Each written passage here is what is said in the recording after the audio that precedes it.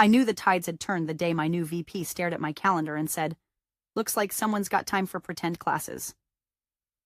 His lip curled like I'd just confessed to running a Ponzi scheme in the break room. Meanwhile, I'd just finished a 14-hour sprint fixing his botched product roadmap. But sure, let's pretend my Tuesday night MBA course was the real threat to company morale. Just 6 months before that little gem, I was the poster child for hustle. Literally. They put my face on the company blog, smiling awkwardly under the headline, "Meet Sarah, product manager by day, MBA dreamer by night." The founder, Greg, had called me a future COO in the making. I laughed. He didn't. He meant it. I worked 60-hour weeks, managed a B2B rollout with 3 engineers and a whiteboard missing half its magnets, and still squeezed in late-night finance lectures with my laptop balanced on a laundry basket. Because ambition doesn't wait for ergonomic furniture. By the way, before we go any deeper down this rabbit hole of corporate betrayal and ethically questionable PowerPoints, do me a solid. If you're listening to this and haven't subscribed yet, hit that button. It helps way more than you think. And if you like stories where the underdog plays smarter, not louder, a little light goes a long way. All right, back to the chaos. The trouble started when Greg decided we needed executive maturity. That's startup speak for, I hired a guy who once wore a tie and knows how to say synergy without gagging. Enter Marcus, the new VP of product. He shook everyone's hand like he was handing them a pink slip wrapped in a resume. From day one, he walked around with this thin smile like he smelled something sour but was too polite to mention it. He wore loafers with no socks and used the phrase low-hanging fruit, like it paid him every time. To be fair, I tried. I offered to sync with him on sprint planning, introduced him to the team's rituals, even showed him how to access our internal tools. But Marcus didn't want help. He wanted dominance. His first move? Kill the flexible work policy, said it was a distraction from cohesion. His second? Cancel bi-weekly team retrospectives because high-performing teams don't need therapy. The guy was allergic to collaboration, and especially allergic to smart women who didn't defer to his every idea like it was divine revelation. It didn't take long for my MBA to become his favorite dartboard. At first, it was subtle. Snide comments about moonlighting or splitting focus. Then came the standing meeting where he opened with, "We need to talk about priorities. Sarah, for example, has an outside commitment that's beginning to affect timelines." My jaw clenched so hard I thought I chipped a molar. Nobody said anything. The engineers just looked down at their keyboards like the code would save them. My boss was calling me out, mid-meeting, for, what? Studying at night? But the real kicker? He didn't even know what I was learning. My MBA program wasn't some fluffy, abstract leadership for feelings degree. I was in the trenches. Business modeling, data analytics, financial forecasting. Half the tools I used at work I'd only mastered because of school. And he knew that. He just didn't care. To Marcus, my education wasn't an asset. It was a threat. Proof that I might know more than him. Or worse, think better than him. Still, I kept my head down. I was used to juggling fire. I figured if I worked hard enough, stayed out of his crosshairs, it would pass. I didn't want a war. I wanted my team to ship the damn product without stepping on his ego landmines every 3 seconds. I focused on deliverables, kept my MBA talk outside office hours, and stayed 3 steps ahead of every realignment he pitched in those sterile, jargon-soaked strategy meetings. But Marcus wasn't content with quiet compliance. One afternoon, I caught wind that he'd asked HR to review overlapping academic obligations, whatever that meant. That's when I started saving emails. Not because I thought I'd need them, but because something in my gut shifted. The kind of shift you feel right before a thunderstorm cracks open the sky. I didn't have proof yet, but I could smell it in the air. This wasn't about performance. It was about power. And I was standing in his way. He wanted me out. And whether he used policy, politics, or plain old pettiness, he was going to try. What he didn't know was that I'd already lived through worse. And I don't go down swinging. I go down documenting. The first heads rolled the Monday after Marcus got his corporate ID badge. He didn't even know where the bathroom was yet, but he already had a talent optimization strategy in motion. Fancy phrase for layoffs. He sat in the all-hands like a smug undertaker, talking about right-sizing for focus and eliminating velocity drag. Translation? Half the customer success team got axed before lunch. By Thursday, he'd reassigned 3 project leads and renamed our product pods with military lingo like strike teams. It was like watching a startup reenact a midlife crisis in real time. At first, I tried to rationalize it. I told myself new VPs always swing their weight around. He's just marking territory, I whispered to myself, trying not to gag on the scent of Axe body spray and panic. I kept my head down, delivered my roadmap milestones, and told my team to stay steady. But the more I listened to Marcus talk, the more I realized. This wasn't a guy trying to build something. This was a guy trying to bulldoze until he saw his reflection in the rubble. Then came the one-on-one that told me everything I needed to know. It was a Thursday afternoon. I'd just finished leading a product strategy session that went well. Like, really well. Even the usually cynical lead engineer had given me a rare thumbs-up emoji. I walked into the meeting with Marcus feeling cautiously optimistic, expecting feedback, or at least a vague nod of approval. Instead, he shut his laptop, leaned back in his chair like some tech-age mafia boss, and said, "So, this final project of yours, the MBA thing." I blinked. "Yeah?" He tilted his head. "I read the slide deck you submitted for your hypothetical product pivot." He air-quoted the word hypothetical like it owed him money. "You do know it's dangerously close to the stuff we've been discussing and planning, right?" I sat up a little. I was careful. All data was anonymized, and it's public market framing. No internal files, no proprietary anything. He chuckled. "Come on, Sarah. Don't insult me. You think a board member wouldn't see that and raise a brow? You're not learning anything useful in that program. You're just rebranding our IP and turning it in for a grade." My brain short-circuited for a second. "You think I'm stealing strategy from the company for homework?" "You said it, not me." He grinned, toothy and cold. "Look, I get it. Side hustles are hot right now, but your KPIs are slipping. You're spending too much time being a student and not enough time being a team player." My hands stayed folded, but I felt heat climb up my neck. "My KPIs are fine, ahead of schedule in 2 areas." Marcus shrugged. "Perception is performance. And right now, you look divided. That's not leadership. That's liability." I left that meeting feeling like I'd been slapped with a velvet glove, soft but deliberate. The message was clear. My education wasn't just irrelevant to him, it was offensive, a threat to his narrative. I wasn't the underdog learning to rise. I was the nuisance who dared to evolve without his permission. That night, I reread every email I'd sent in the past 3 months. I double-checked the permissions on my Google Drive. I even emailed my professor to confirm that the case study I submitted met all academic ethics standards. His reply was instant. "Absolutely. No violations, Sarah. It was exemplary." I stared at that word, exemplary, and felt a tight knot settle in my chest, because the more I proved I was playing by the rules, the more Marcus seemed hell-bent on rewriting them. That's when the whisper campaign started. Suddenly, people were asking me in the break room, "Hey, is it true you're leaving for academia?" Or, "How's the job search going?" Like I'd been walking around with a soon-to-be-fired sticky note on my back. Someone even asked if I'd taken a TA position. A TA, as if I'd go through all that work to grade someone else's half-baked group project. I smiled through it, but I knew where the rumors started. Marcus wasn't trying to coach me. He was trying to undermine me. Slowly, quietly, with just enough plausible deniability to keep HR smiling. At the next product sync, he interrupted me mid-sentence to clarify a metric I'd already explained correctly. Then he reorganized our team's dashboard access, locking me out of tools I'd built. When I flagged the change, he replied, "Oh, must have been a permissions update. No biggie." Like I'd imagined it. The suspicion had stopped being hypothetical. I was being cornered. And the worst part? It wasn't because I'd done anything wrong. It was because I'd done everything right, just without his approval. I still remember the smell in that conference room, burnt coffee, and those god-awful protein bars Marcus kept stocked like we were trapped in a nuclear bunker instead of a WeWork suite. He stood by the whiteboard, arms folded, watching me like I'd just hacked the mainframe instead of turning in a graduate school assignment.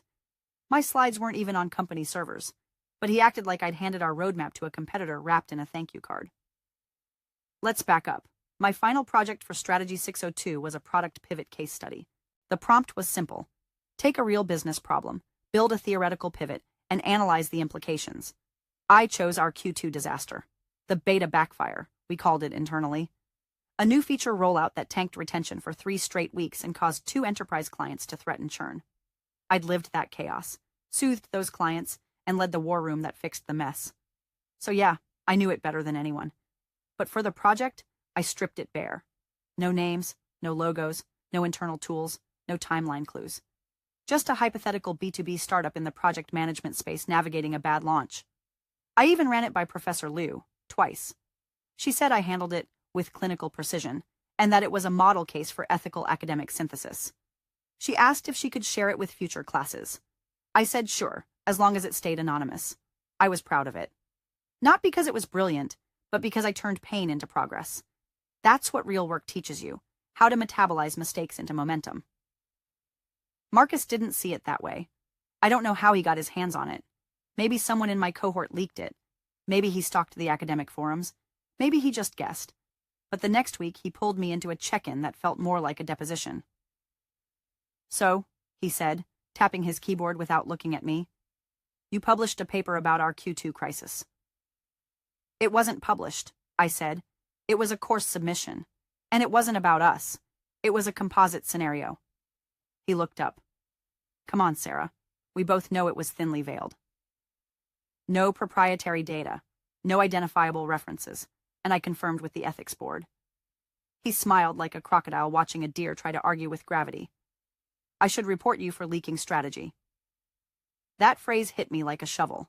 Not, this feels inappropriate, or I'm concerned about overlap. Leaking strategy. Like I was some kind of mole, like I'd stuck a flash drive in the server room and sprinted across the border. My heart was pounding, but I kept my voice even. You're welcome to escalate it, I said, but I'll forward the ethics clearance along with the case file and our communication thread. He leaned forward, elbows on the table. Just know this isn't how loyalty looks, Sarah. Leadership pays attention to alignment. I nodded slowly. And retaliation is a great look for leadership too, right? His smile tightened, and that was the last real thing he said before dismissing me with a wave, like a waitress who got the order wrong. As I walked out, I didn't feel vindicated. I felt watched. I realized then that Marcus didn't care about the rules. He cared about control. He wanted a scalp, and I'd just given him the excuse he was waiting for, even if it was fabricated from ego and caffeine rage. That night, I went home and backed up everything. I exported emails, Slack threads, Jira comments. I saved voice memos from team syncs, even the ones where he joked about business school being just expensive ego yoga. I started keeping a log. Date, time, comment, behavior. I wasn't planning a lawsuit. I was just tired of feeling powerless. Documentation was armor, and I was done walking into ambushes unarmed. What gutted me most wasn't the veiled threats or the smirking innuendo. It was the shift I felt in the team. People stopped looping me in. Design started getting approvals directly from him. A junior PM, bless her heart, quietly asked me if I was transitioning out. The rumors were spreading faster than truth ever could, but I kept showing up, kept delivering. Every sprint closed, every OKR on track. If I was going to be exiled, it wasn't going to be for anything I'd actually done wrong. He could spin whatever story he wanted, but the receipts, they were mine. I didn't know yet what I'd do with them, but I knew I wasn't the one who should be scared. He was. It happened on a Tuesday. Always a Tuesday. The kind of day that starts with stale bagels in the break room and ends with your entire career tossed into a corporate shredder wrapped in a legal disclaimer. I got the invite at 9:07 a.m. Sharp subject line, urgent HR discussion. Today, aired 11 Akkarn. No details, no context. Just that creeping tone that says, wear clean clothes, you're about to be erased. The walk to HR felt like a funeral procession for someone I didn't know until now was me. The admin gave me a pity smile as I passed, like she'd been told to act natural, but forgot what that looked like. I opened the door to the glass-walled conference room, and there they were, Janice from HR, notepad in hand, and Marcus already seated, legs crossed like he'd been waiting for a movie to start. He didn't look up when I walked in, just tapped his pen against his wrist like a metronome counting down my exit. Sarah, Janice started, voice laced with artificial sympathy. Thank you for joining on short notice. Didn't think it was optional, I said, sliding into the chair without looking at Marcus. She cleared her throat and launched into it. We've conducted a review of your academic activities, and after internal discussions with leadership. She nodded vaguely in Marcus's direction, like he was some divine oracle. We've determined that your MBA program presents a conflict of interest with your current role. I blinked. A conflict. Yes, she said, flipping through her printed notes as if the paper gave her spine. The overlap between your coursework and your product duties creates a potential breach of confidentiality, and as such, we've made the difficult decision to terminate your employment effective immediately. I just stared. Not because I didn't see it coming. I did. I just couldn't believe they were actually going through with it. On that basis. No performance issues, no misconduct. Just the audacity of learning something without asking for Marcus's permission first. Marcus finally spoke. You're lucky I'm not suing you, honestly. That case study of yours was skating the edge of IP theft. His voice had that smug, faux legal tone men like him perfected after 2 seasons of Billions and Half a TED Talk. I turned to him, and for a second, the rage rose up, hot and electric, ready to boil over. But it didn't. It froze. Crystallized into something colder, cleaner, useful. Understood, I said. That was it. No begging, no speech. Just one word. I stood up, smoothed my blazer, collected the folder I hadn't brought anything in, and walked out. The silence behind me was thick with confusion. They'd expected a scene. I gave them theater curtains and an empty stage. Back at my desk, I took 5 minutes to gather the essentials. Coffee mug, USB charger, a single sticky note that read, "Don't let idiots make you small." No farewell Slack messages, no dramatic post, just a quiet export of my personal files, a final look at the product dashboard I'd built, and then I signed out. By 12:15, I was back on the sidewalk, watching the glass building behind me reflect the sky like nothing had happened inside.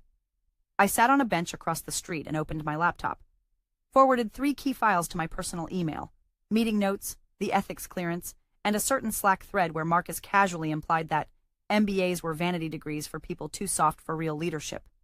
He'd tagged me in that one. Real classy. Then I opened my exit interview form, typed like a stenographer possessed. I didn't editorialize. I quoted. Verbatim.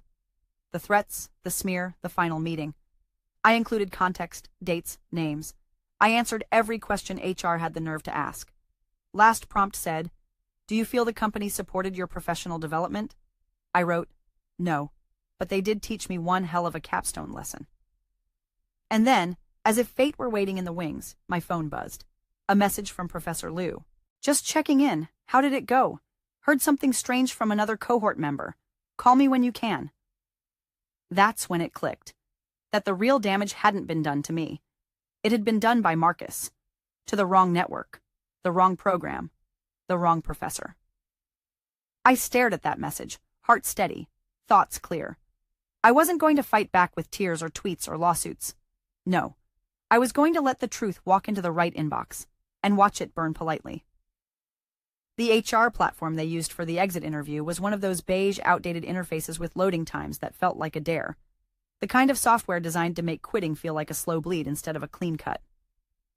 I logged in from home that night, lit a candle for ambiance, poured a glass of wine that tasted like revenge aged in stainless steel, and stared at the first prompt. What led to your departure? For a second, I hovered over the keyboard, unsure how honest I wanted to be. But then I remembered Marcus's face. That smug, carnivorous smile as he said I was lucky he didn't sue me. And something in me clicked into place. Not rage, not sadness. Just clarity. So I told the truth. Plain, clinical, and ice cold. I was informed by leadership that my participation in a part-time MBA program constituted a conflict of interest.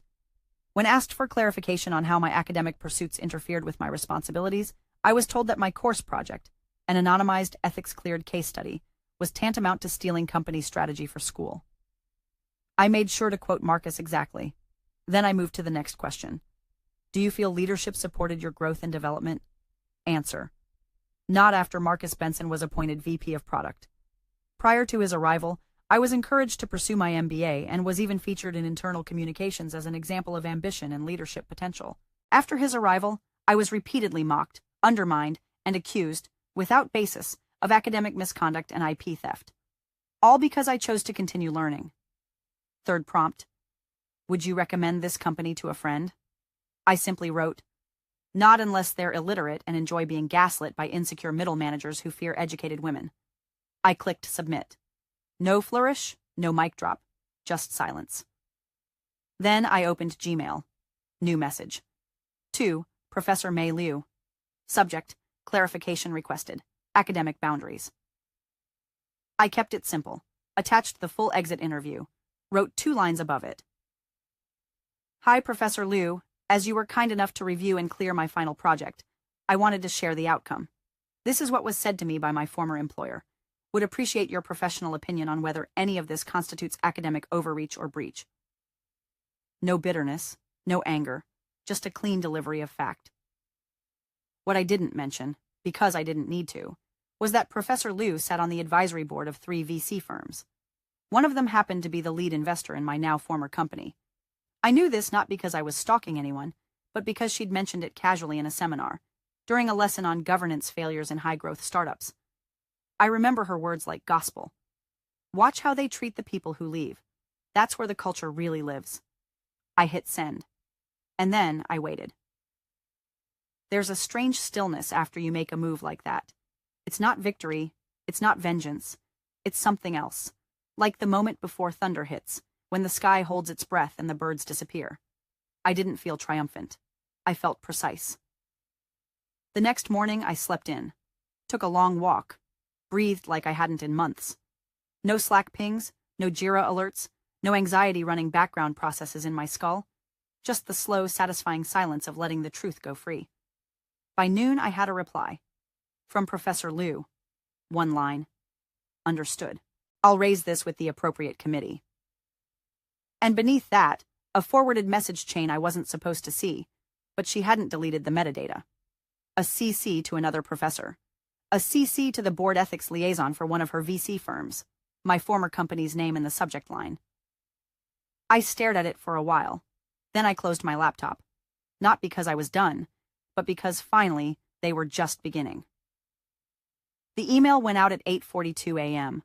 Not from me, not from Professor Liu, but from an assistant dean at the university's Office of Academic Integrity.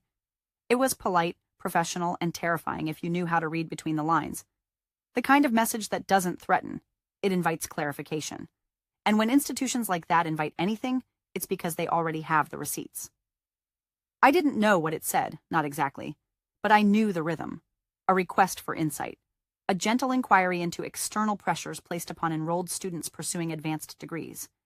A phrase I'd seen once before during a case study about a law student who was terminated by a white shoe firm for writing a paper on systemic bias in firm culture. The school had escalated it to the American Bar Association. The law firm lost half its incoming class the following year.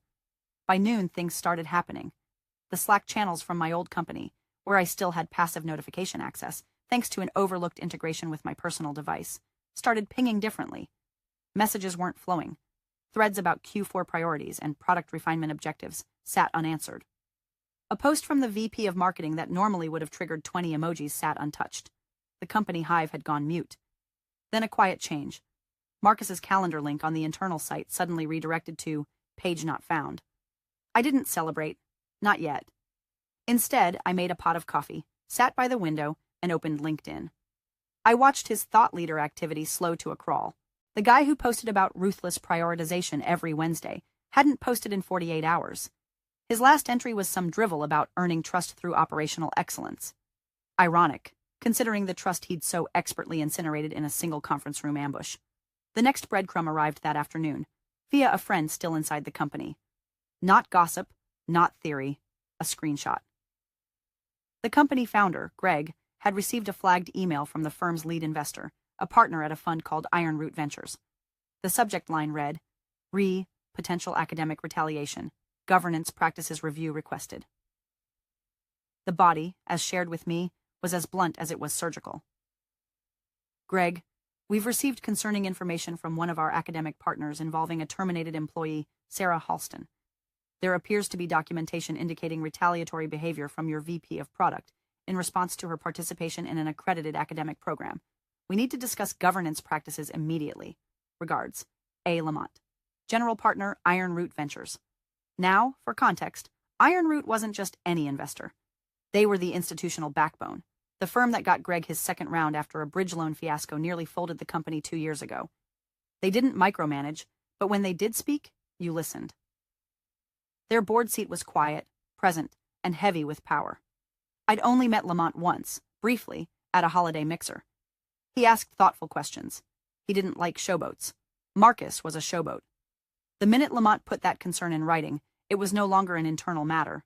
It was risk, reputational risk, legal risk, funding risk. And Greg? Greg was risk-averse in the way rich men with inherited startups tend to be, heroic until the checks get nervous. That evening, I got another message from my friend inside. No joke, Marcus just vanished from the org chart. I stared at that for a long time, because it didn't feel like victory. Not yet. It felt like the first domino.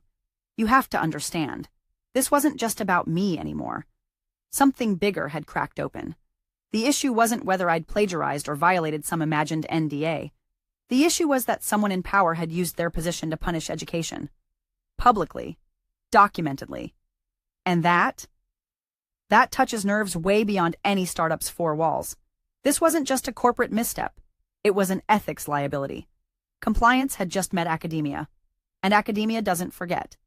The investor call was supposed to be routine.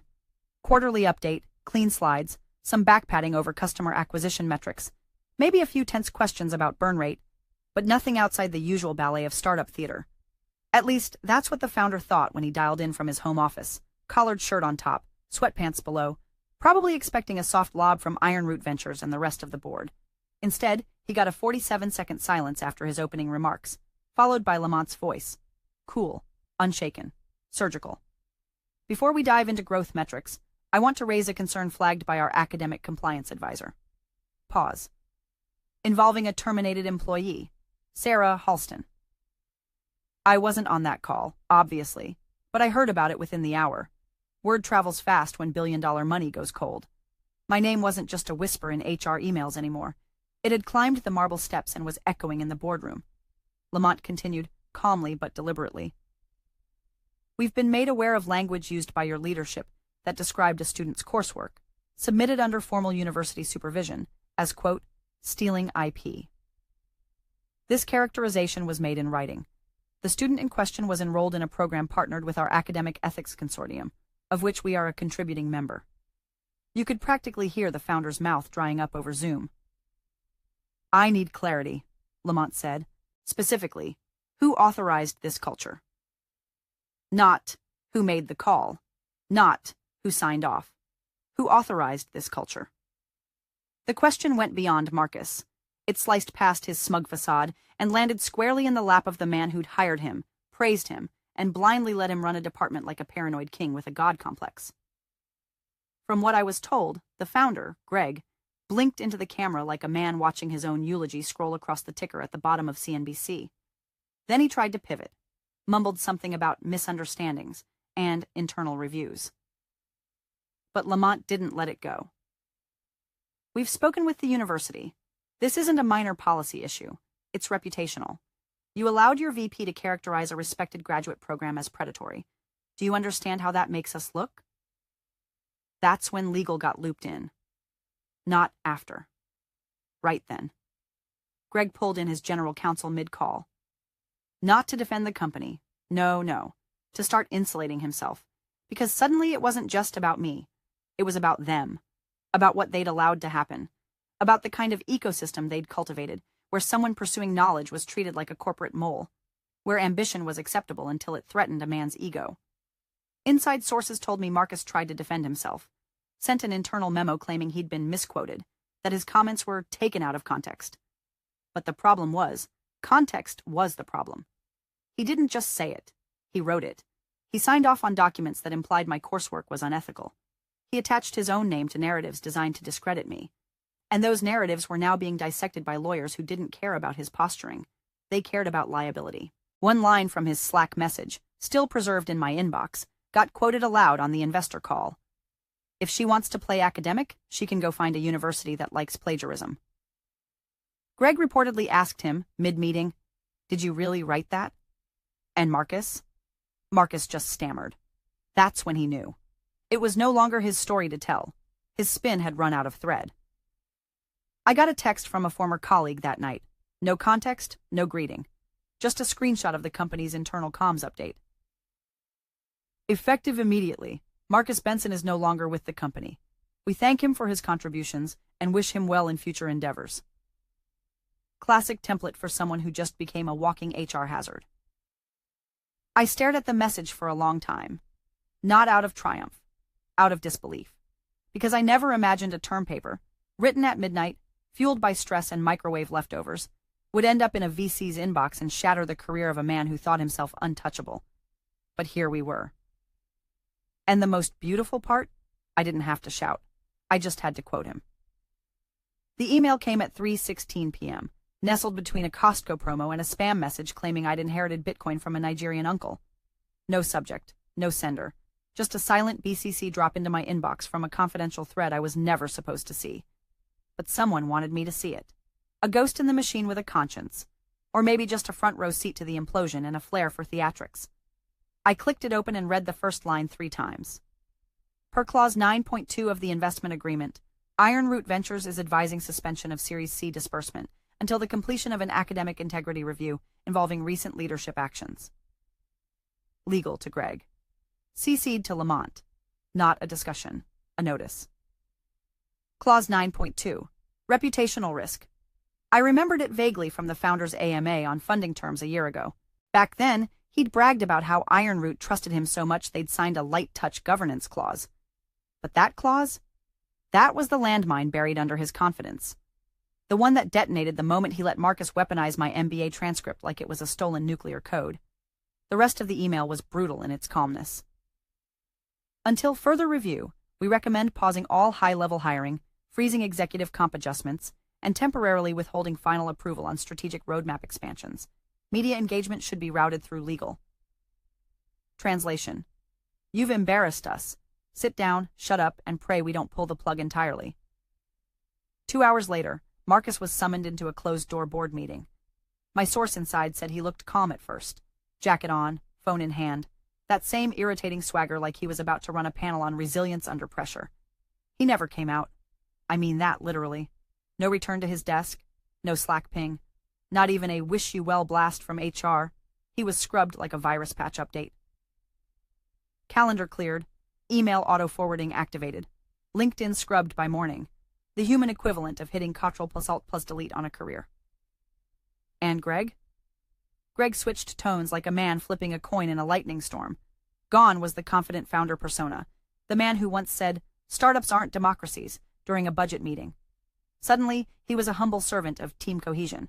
He sent a company-wide email titled, "A Time to Reflect," filled with phrases like listening culture, shared accountability, and lessons learned. It read like a confessional written by ChatGPT trained on HR memos and self-help books. The next day, a follow-up memo went out to the press. Not about me, of course, but carefully worded damage control. Leadership transition, alignment with values, ongoing partnership with our investors and academic partners. They never said my name, but I could see it in every line of that sanitized paragraph. I was the smudged fingerprint on their glass house, and they were polishing like hell. Meanwhile, a recruiter I hadn't heard from in 2 years sent me a LinkedIn message. "Hey, heard you're in transition. Would love to catch up." I didn't reply. Not because I wasn't tempted, but because I was done reacting to this circus.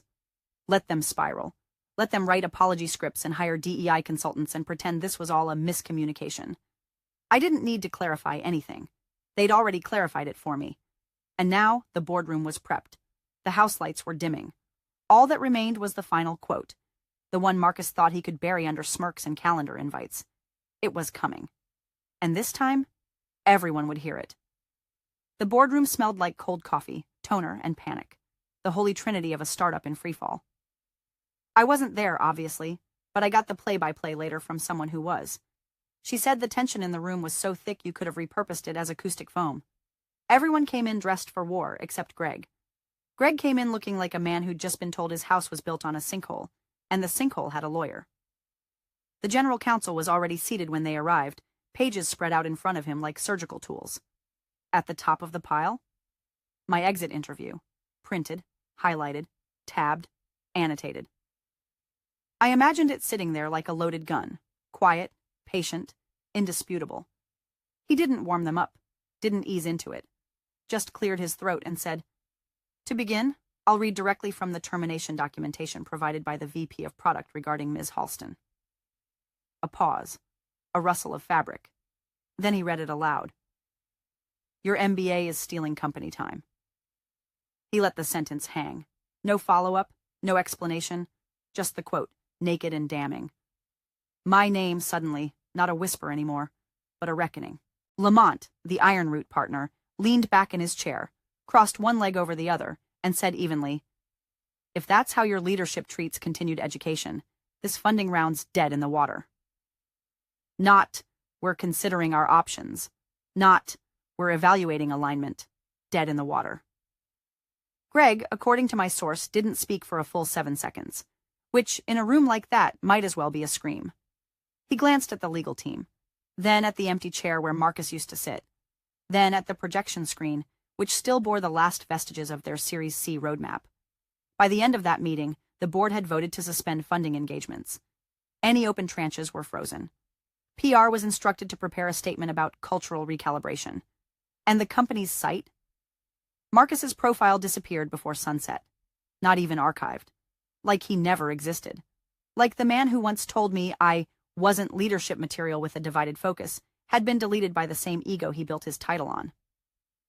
That night, while they were cleaning up the wreckage and trying to find a way to spin systemic insecurity into a growth opportunity, I got an email. From the university. Subject, Curriculum Integration Notification. It opened, "Dear Ms. Halston, we're pleased to inform you that your Strategy 602 capstone submission has been selected for inclusion in the fall curriculum under our new Ethics in Leadership module. Your anonymized case study will be used to prompt discussion on retaliation, organizational culture, and professional development pathways. You will be credited as a contributing consultant in the module guide." I read it twice. Then again. Just to be sure I hadn't imagined it. No lawsuit, no press conference, no revenge manifesto, just vindication. Cool. Documented. Educational. I didn't reply right away. Instead, I sat by the window, watching the city breathe. Cars passed. People walked dogs. Someone played jazz too loud on a fourth-floor balcony. The world kept turning. And me? I wasn't angry. I wasn't even tired. I was still. Because in the end, I didn't burn that bridge. I just let them build it with dry kindling and ego grease. And when it collapsed, I simply watched the fire flicker from a distance. Warm. Bright. Useful.